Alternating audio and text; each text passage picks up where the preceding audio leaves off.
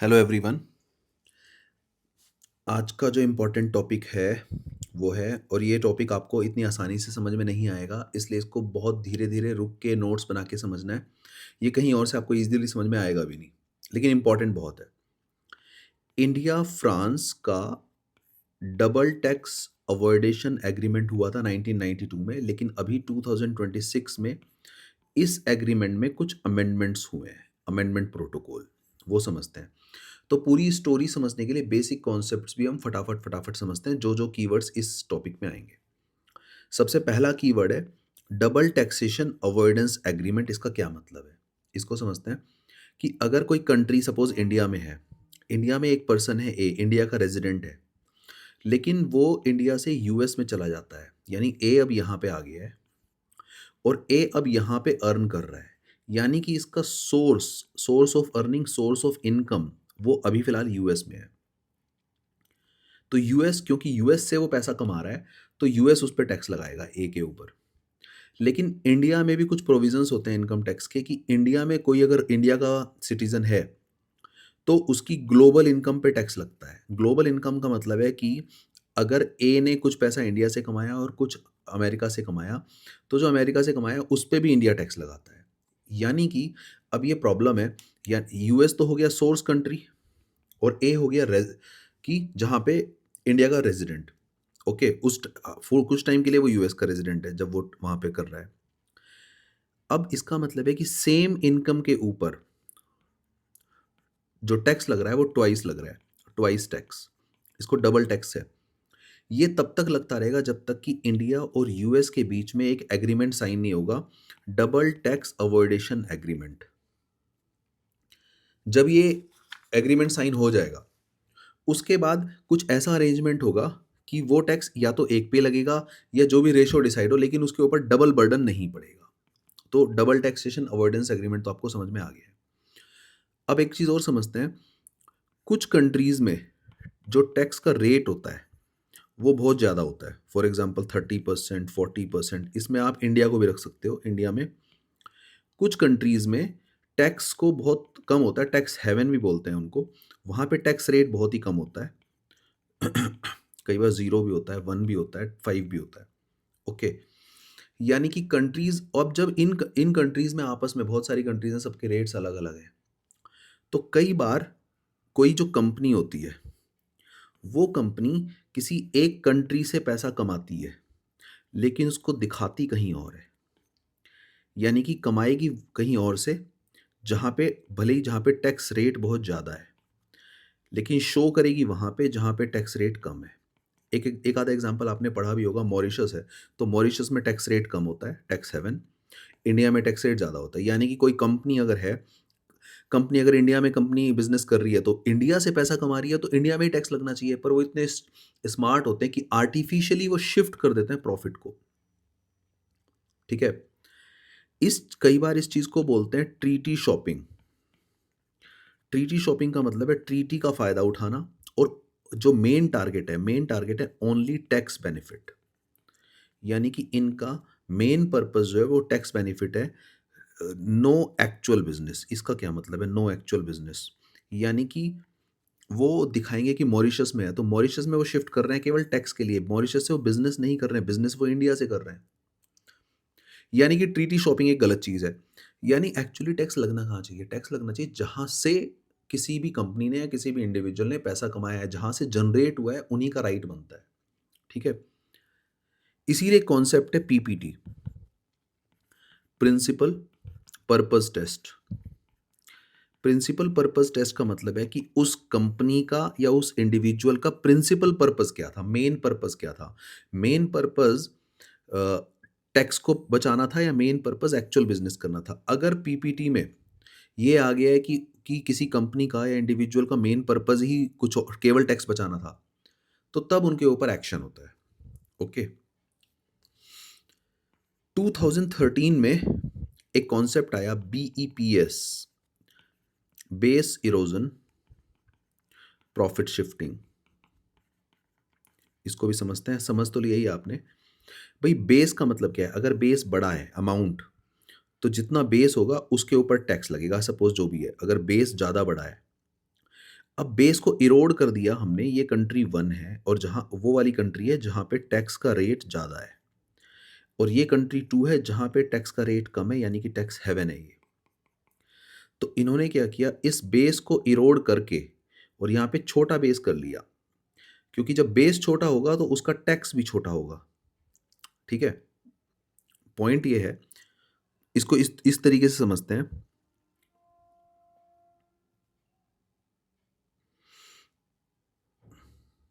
इसको दूसरे तरीके से समझते हैं, 1 मिनट।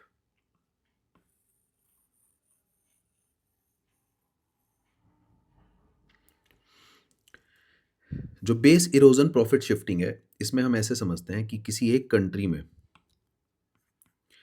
जो टैक्स रेट है वो ज़्यादा होता है और किसी दूसरी कंट्री में टैक्स रेट है जो कम होता है। तो कंपनीज बड़ी स्मार्टली और आर्टिफिशियली अपने प्रॉफिट को शिफ्ट करती हैं। यहाँ से वो बेस अगर ज़्यादा होगा तो फिर टैक्स भी ज़्यादा होगा। अगर बेस ज़्यादा है यानी इनकम का अमाउंट, बेस इनकम ज़्यादा है तो टैक्स भी ज़्यादा है। तो इन्होंने क्या किया, बेस इरोड कर दिया। बेस अगर छोटा होगा तो फिर टैक्स भी छोटा हो जाएगा। ओके, और बेस इरोड करके इन्होंने उधर शिफ्ट कर दिया। फॉर एग्जांपल मोटा मोटा ऐसे समझते हैं कि अगर इन्होंने 1 लाख कमाया तो 1 लाख का टैक्स आना था सपोज 30,000।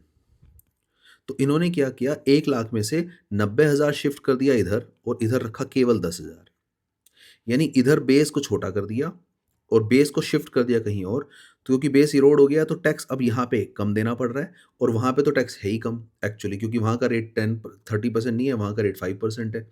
तो अब अगर 90 का 5% होगा तो कितना होगा, 4.5। तो अब जो टोटल टैक्स है और यहाँ पे 3, तो टोटल टैक्स जो 30,000 लगना था, अब वो 3,000 और 4.5 7.5 मेरे ख्याल से कुछ कुछ समझ में आया होगा। फिर 2017 में एमएलआई, मल्टीलेटरल इंस्ट्रूमेंट्स। मल्टीलेटरल इंस्ट्रूमेंट का मतलब है, ये समझते हैं कि अगर किसी कंट्री ने, हालांकि 100+ कंट्रीज ने इसको साइन कर रखा है और आपस में अपने ही पार्लियामेंट में रेटिफाई भी कर रखा है, इसमें यह है कि it will modify all the existing tax treaties. अगर कंट्री 1, कंट्री 2, कंट्री 3, अगर ये आपस में जो भी एग्रीमेंट है इनका, ठीक है, अगर इन्होंने एमएलआई को कर रखा है रेटिफाई, तो फिर इनको आपस के जो पर्सनल, जो आपस के बायलैटरल ट्रीटीज हैं, उनको चेंज करने की जरूरत नहीं है। They will automatically change and modify as per BEPS, base erosion profit shifting. यानी कि अब ये कंट्रीज, अगर इन्होंने एमएलआई को साइन कर रखा है, तो अब हम ये टेस्ट करेंगे फिर कि इन कंट्रियों ने आपस में, किसी भी कंट्री में किसी भी कंपनी ने, कि ओनली टैक्स को बचाने के लिए तो कोई कंपनी एस्टेब्लिश नहीं की है। अगर पीपीटी, प्रिंसिपल पर्पस टेस्ट, अगर ओनली टैक्स बचाना आ गया है तो फिर उनका टैक्स जो है रिकवर किया जाता है।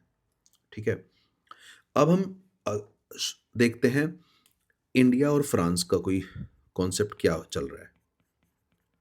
इंडिया और फ्रांस ने 1992 में एक एग्रीमेंट साइन किया था, डबल टैक्सेशन अवॉइडेंस एग्रीमेंट। ठीक है, और उसी में एक कॉन्सेप्ट और था, आपने शायद सुना होगा, most favoured nation. Most favoured nation को समझने का क्या तरीका है? मोस्ट फेवर्ड नेशन को आप ये समझ सकते हैं कि बेस्ट फ्रेंड का discount, best friend discount and automatic, ये समझते हैं। अगर ए ने बी, सी और डी तीनों को एमएफएन दे रखा है, ओके, जिसको अगर डी के लिए ये टैक्स 5% है, तो ऑटोमेटिकली सी पे फिर ज़्यादा नहीं हो सकता है, 10 हो ही नहीं सकता है, 7 भी नहीं हो सकता है, ये ऑटोमेटिकली एमएफएन में बेस्ट फ्रेंड है। MFN most favoured, most favoured मतलब बेस्ट। और अगर बेस्ट है, मोस्ट फेवर्ड है, तो फिर डिस्काउंट यानी कम लगेगा। तो अगर किसी एक कंट्री को भी कम होगा तो ऑटोमेटिकली वही डिस्काउंट, वही रेट टैक्स का, वो ऑटोमेटिकली दूसरी को भी लगेगा। अब प्रॉब्लम है, इंडिया और फ्रांस के साथ भी यही था।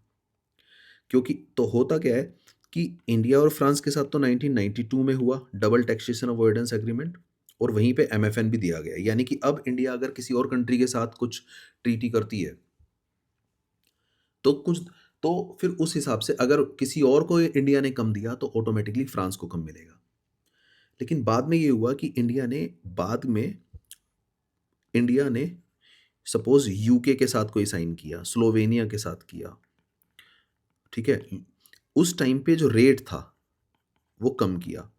जब कम किया तो फ्रांस को बुरा लगा। फ्रांस ने कहा कि जब मेरे साथ मुझे एमएफएन है तो फ्रांस को भी ऑटोमेटिकली कम मिलना चाहिए। अब इसके चक्कर में, इस एमएफएन स्टेटस के चक्कर में बार बार रिपीटेडली हर बार इंडिया और फ्रांस के बीच में क्लैश हुए, कंफ्यूजन हुए। फ्रांस की जो कंपनी इंडिया में करती थी कोई भी वर्क, तो उनका लिटिगेशन होने लगा, कोर्ट केसेस होने लगे।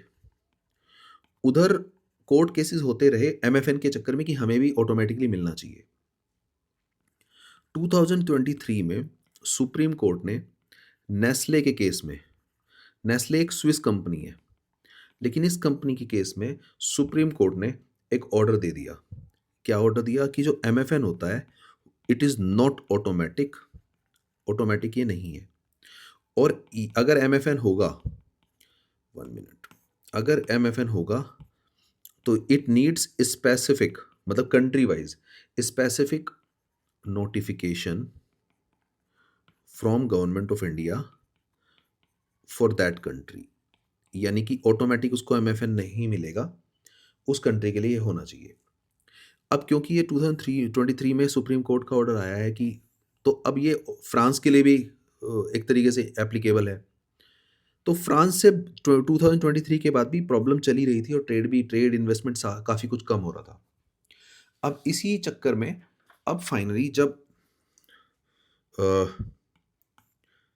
2026 में फाइनली जब फ्रांस के प्रेसिडेंट इंडिया में आए, तो अभी 1 महीने पहले ही इंडिया और फ्रांस का जो डबल टैक्सेशन अवॉइडेंस एग्रीमेंट था उसमें अमेंडमेंट प्रोटोकॉल साइन हुआ है। अमेंडमेंट प्रोटोकॉल, हालांकि अभी वो फाइनल नहीं हुआ है।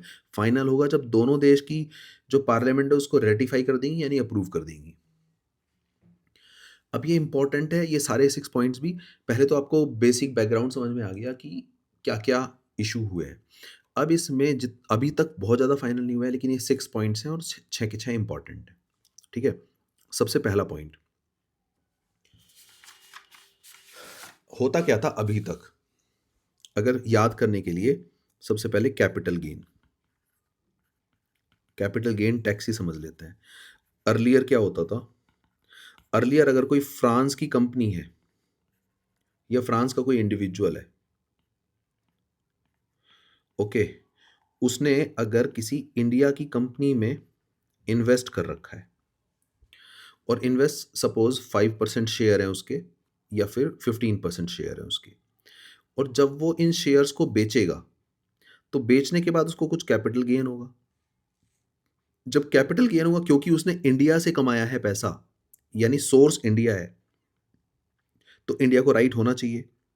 बट अर्लियर, पहले जो ये राइट था वो बहुत लिमिटेड था इंडिया का। इंडिया के राइट लिमिटेड थे, दोनों ही कंट्री के राइट लिमिटेड थे, क्योंकि दोनों में तो जो सोर्स कंट्री थी उसके राइट्स लिमिटेड थे कि कोई बाहर से अगर आ रहा है तो केवल ये कंडीशन थी कि जो सोर्स कंट्री है, source country could have taxed, कब? ओनली इफ जो इन्वेस्टमेंट था, ओनली इफ इन्वेस्टमेंट या शेयर वो मोर देन 10% है। तो पहले अगर फ्रांस ने कहीं इंडिया में इन्वेस्ट किया, उसके बाद उसको बेचा, उसको कैपिटल गेन हुआ, तो उस पे टैक्स ही नहीं लगेगा अगर 10% से कम है। तो इस लूप होल का फ़ायदा उठाते थे और लोग ना बड़ा 10% से ऊपर जाते ही नहीं थे वो। उनको पता था अगर 5 रखेंगे, 6 रखेंगे, 7 रखेंगे, तो फिर अगर कैपिटल गेन हुआ भी तो टैक्स देना ही नहीं पड़ेगा इंडिया में। तो अब इन्होंने क्या किया है, नाउ कैपिटल गेन टैक्स में सोर्स कंट्री को फुल टैक्सिंग राइट मिल गया है। कैपिटल गेन टैक्स का, ठीक है, सोर्स कंट्री को फुल टैक्स राइट, यानी कि इररेस्पेक्टिव ऑफ शेयर होल्डिंग या इररेस्पेक्टिव ऑफ, मेरे ख्याल से थोड़ा थोड़ा आपको समझ में आ गया। अब क्या फ़ायदा होगा इस जो 2026 में अमेंडमेंट प्रोटोकॉल साइन हुआ है, कि अब अगर किसी को कैपिटल गेन होगा तो अब सोर्स कंट्री फुल टैक्स लगा सकती है। मतलब अब आधा अधूरा राइट नहीं है कि 10 देखना पड़ेगा कि भाई आपकी शेयरिंग 10% से कम है या ज़्यादा है।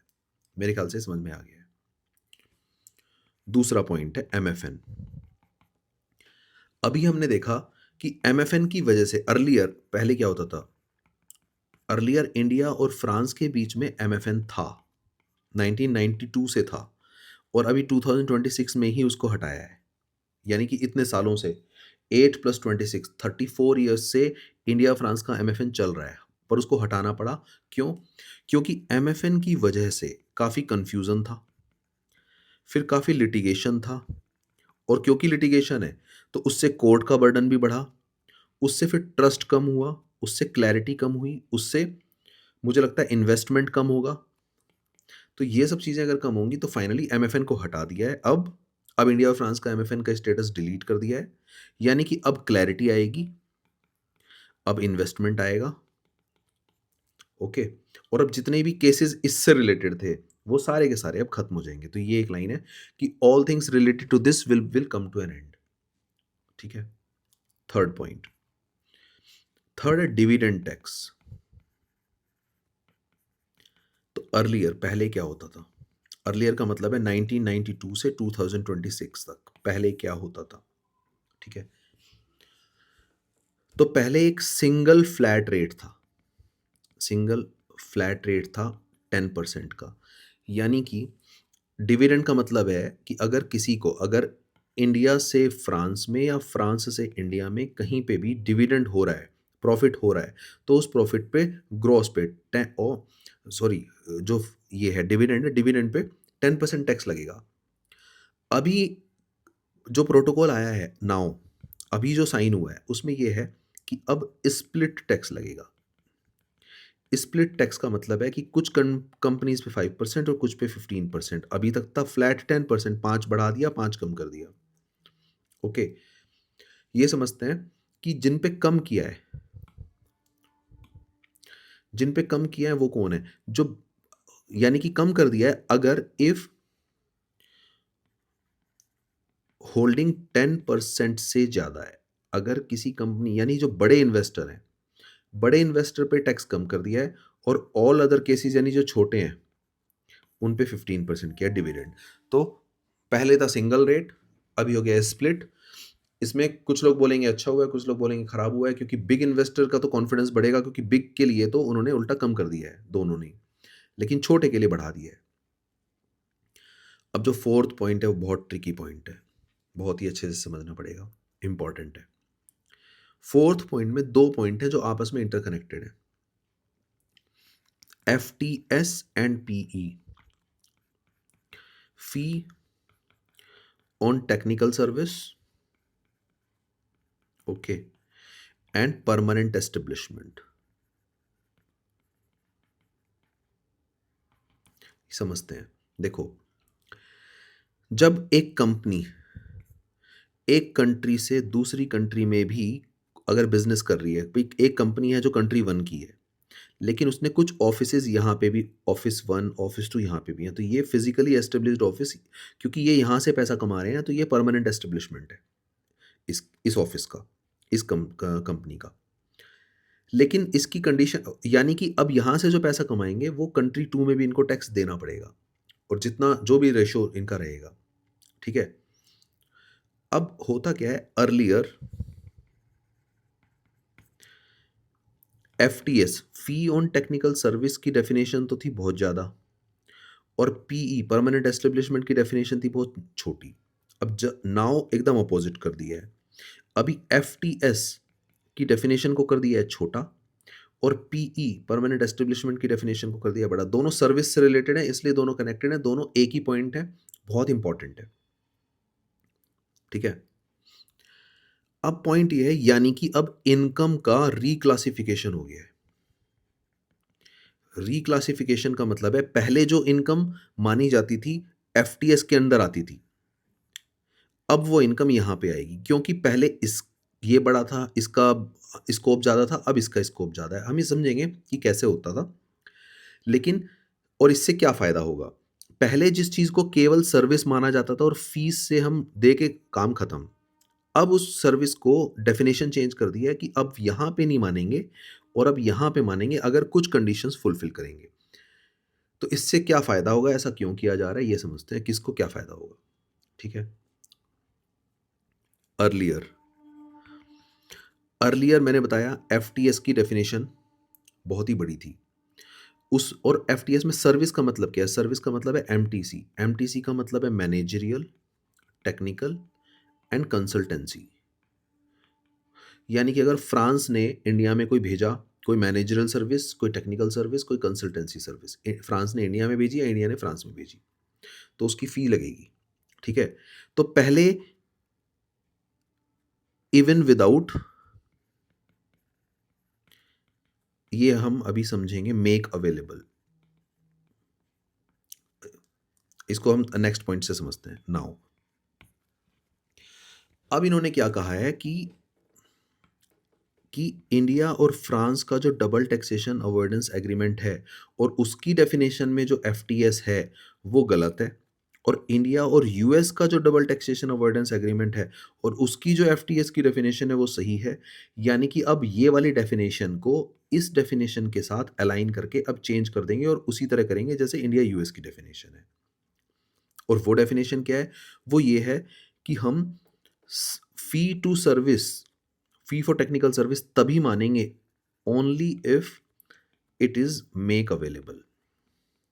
मेक अवेलेबल का मतलब क्या है? For future independent use.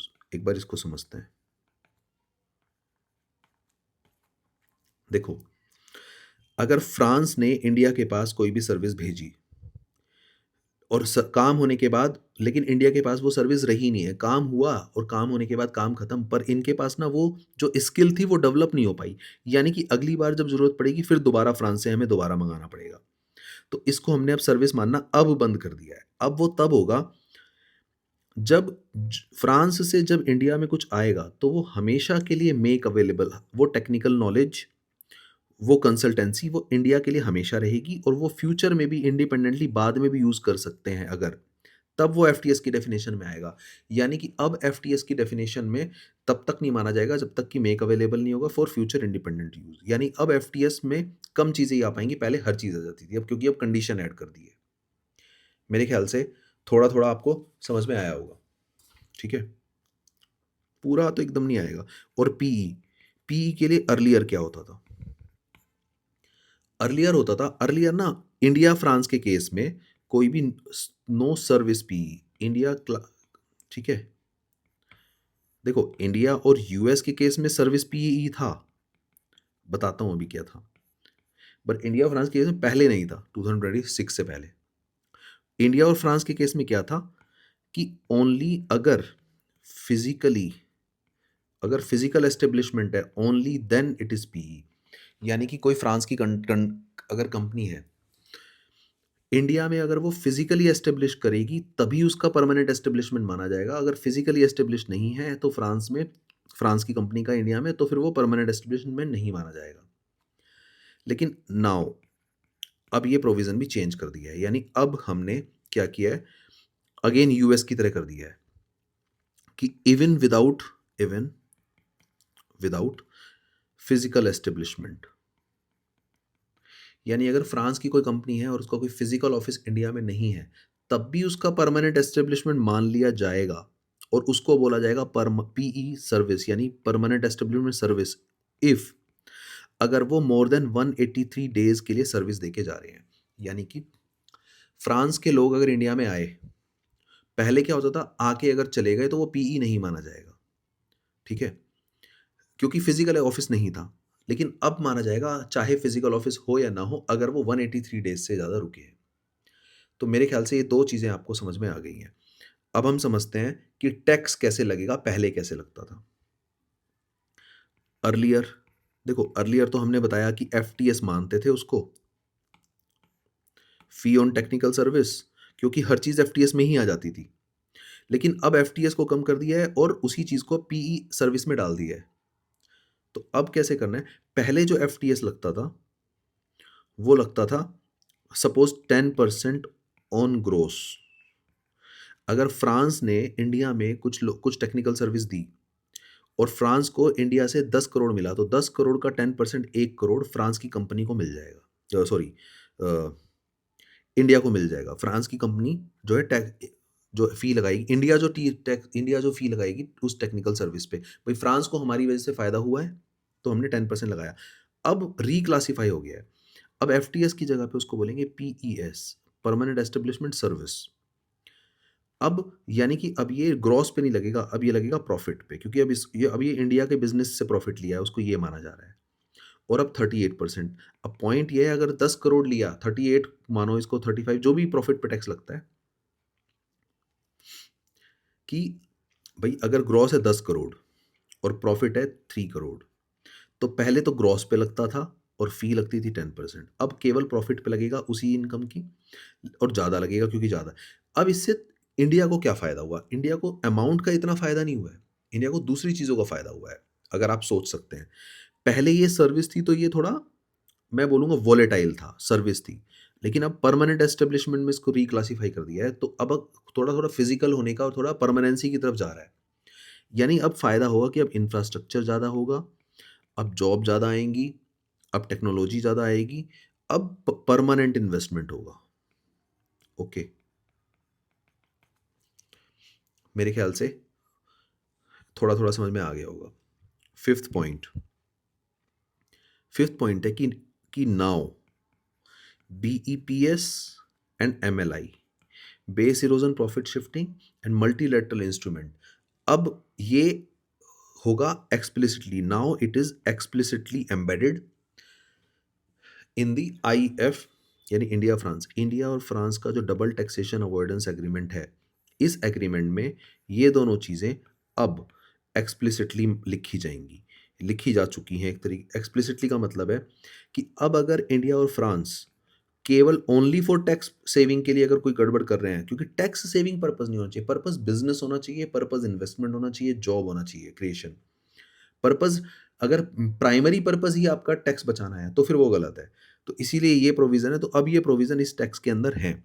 यानी कि अब कोशिश ये रहेगी कि जब भी हम वर्ड यूज़ करते हैं ना ऑटोमेटिकली, क्योंकि एमएलआई में हमने वर्ड यूज़ किया था ऑटोमेटिक, तो अब क्या होगा, ऑटोमेटिकली इंडिया और फ्रांस को अपना कोई भी बायलैटरल जो एग्रीमेंट है ना, वो रीनिगोशिएट करने की कोई ज़रूरत नहीं है, नो नीड। क्योंकि अब एमएलआई अगर आ गया है यहाँ पे, तो ये ऑटोमेटिकली अप्रूव हो जाएगा, ऑटोमेटिकली अब बीईएस के प्रोविजन होंगे, तो यानी इंडिया और फ्रांस अब आपस में फेयर बिजनेस करेंगे, केवल टैक्स बचाने के लिए बिजनेस नहीं करेंगे। और एक सिक्स पॉइंट है कि सीमलेस, यानी कि कॉन्टिन्यूस एक्सचेंज ऑफ इंफॉर्मेशन। मेरे ख्याल से ये तो इजी पॉइंट है। अब जो मेन मुद्दा है कि इस अमेंडमेंट से फायदा क्या होगा, मतलब ओवरऑल बेनिफिट्स क्या क्या होंगे इन सब चेंजेस से, ऑफ दीज 2026 के अमेंडमेंट से। इंडिया और फ्रांस का जो प्रोटोकॉल है चेंज हुआ है, एक तो सबसे पहले ही होगा कि जो सोर्स है, ठीक है, सोर्स बेस्ड टैक्स ये बढ़ेगा, क्योंकि होना क्या चाहिए, जहां से पैसे की जनरेशन हुआ है एक्चुअली उसका फर्स्ट राइट बनता है टैक्स का। तो इस अमेंडमेंट से अब जहां से, चाहे वो इंडिया से पैसा जनरेट हो रहा है या फ्रांस से हो रहा है, जहां से भी हो रहा है, एक्चुअली वहीं पे उन्हीं को टैक्स का सबसे ज़्यादा फायदा होना चाहिए। ठीक है। नंबर टू, अब प्रॉफिट शिफ्टिंग जो है, वो टैक्स बचाने के लिए जो प्रॉफिट शिफ्टिंग करते थे टैक्स 7 में, अब वो नहीं हो पाएगी, क्योंकि अब बीईपीएस एंड एमएलआई अब डायरेक्टली एक्सप्लिसिटली लगेंगे। तीसरा, जो एक अनसर्टेनिटी थी किसी भी चीज़ की, चाहे वो टैक्स की अनसर्टेनिटी थी, अगर आपको याद है, मुझे नहीं मालूम आपको कितना याद है, एमएफएन की वजह से, अब वो भी नहीं रहेगी, क्योंकि अगर एमएफएन ही हटा दिया है तो अब अनसर्टेनिटी भी नहीं रहेगी, अब क्लैरिटी आएगी। अब क्योंकि अब परमानेंसी है, तो अब इन्वेस्टमेंट बढ़ेगा। अब टेक्नोलॉजी की ट्रांसफ़र दोनों कंट्री में वो भी बढ़ेगा, और अब लिटिगेशन कम होंगे, यानी कि कोर्ट कचहरी के चक्कर, लिटिगेशंस कम होंगे। मुझे लगता है ये टॉपिक आपको इतनी आसानी से समझ में शायद नहीं आता। अभी भी जिनको इकोनॉमी नहीं आती है उनके लिए तो ये टॉपिक शुरू में थोड़ा भारी रहेगा, पर इम्पोर्टेंट बहुत है आपके बेसिक्स को क्लियर करने के लिए, आपके बाकी न्यूज़पेपर के बाकी टॉपिक्स जो इकोनॉमी के उनको समझने के लिए, और प्री के लिए और मेंस के लिए, दोनों के लिए बहुत ज़्यादा इंपॉर्टेंट है। ठीक है, तो इसको 2 बार 3 बार रुक रुक के समझ समझ के पढ़िए, और फिर हम देखते हैं कि कितना आपको समझ में आया है। Thank you so much.